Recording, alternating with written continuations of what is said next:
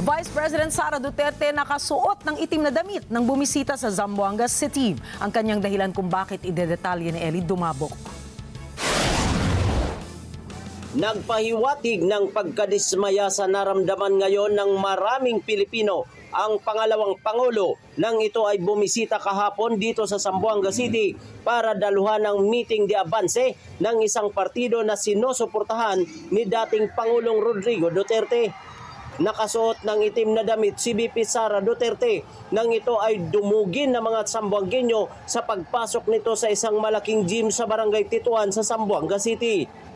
Kaya nga ako nakaitim ngayon, araw na ito sa kampanya namin dahil nalulungkot talaga ako. Nagluluksa ako kasi pinaglalaruan yung mga tao na walang-wala. Pinaglalaruan yung mga mahihirap na hindi lang isang beses, hindi lang dalawa, paulit-ulit na sinasamantala yung desperation, hunger,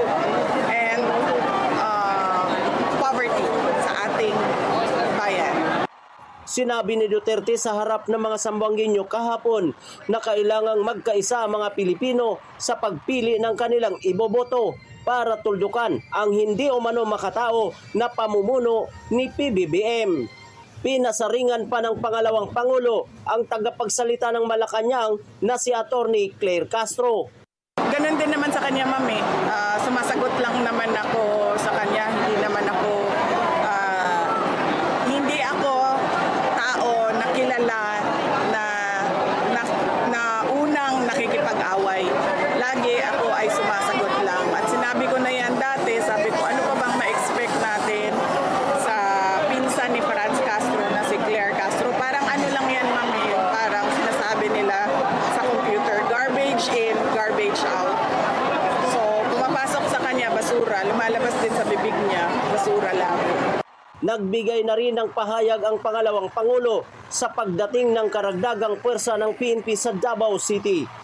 Pinasalamatan naman ni VP Sara ang mga taga-Zamboanga sa mainit na suporta sa kanilang mga kandidato kahit nakakulong pa sa Netherlands ang dating Pangulo. Mula sa Zamboanga City, Eli Dumabok para sa Mata ng Agila. Matatag, matapang, matapat.